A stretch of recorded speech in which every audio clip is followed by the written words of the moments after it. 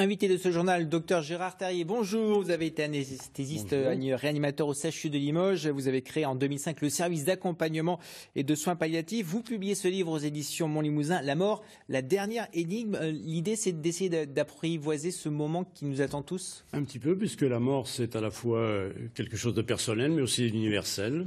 Alors, personne n'est jamais venu nous raconter ce qui se passait après. Peut-être les chercheurs américains disent-ils qu'ils ne voient pas d'opposition à une vie éternelle, à savoir grâce à l'intelligence artificielle. Nous verrons dans les années à venir. Alors, il y a beaucoup de témoignages, beaucoup de vos expériences poignantes que vous avez eues avec vos patients, avec aussi lors d'interventions, notamment, je pense à l'attentat du Capitole en 1982. Ce sont toujours des moments très forts.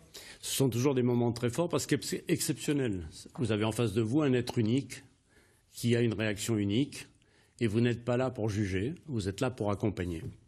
Cela reste une énigme, justement, comme vous le titrez? Oui, il y a plein de non-réponses, y compris d'ailleurs sur les décisions à prendre, le moment où ça va arriver. Alors autant apprivoiser un peu les choses. Et puis parfois avoir un peu d'humour, puisque je vous rappelle que Alphonse Allais disait que finalement la mort, ça n'était qu'un manque de savoir-vivre, et Pierre Dac ajoutait que l'endroit le plus dangereux qu'il connaissait était le lit, puisque environ 80% des gens y mourraient. Vous développez aussi cette idée qu'il faut mieux traiter nos anciens.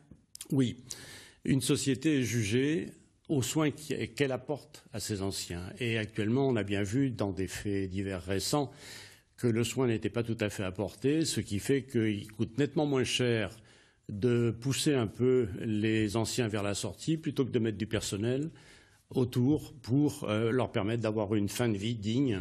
Oui, l'idée c'est de mieux accompagner, de développer les soins palliatifs pour accompagner les personnes jusqu'à leur dernier souffle. Absolument. Nous avons un plan normalement gouvernemental qui est paru cette année, qui doit se développer. Nous attendons de voir pour juger. Merci beaucoup, docteur Terrier. Donc, La mort, la dernière énigme aux éditions Montlimousin. Je vous recommande, c'est avec des témoignages très forts, très émouvants. Merci beaucoup et vous serez en dédicace à lire à Limoges.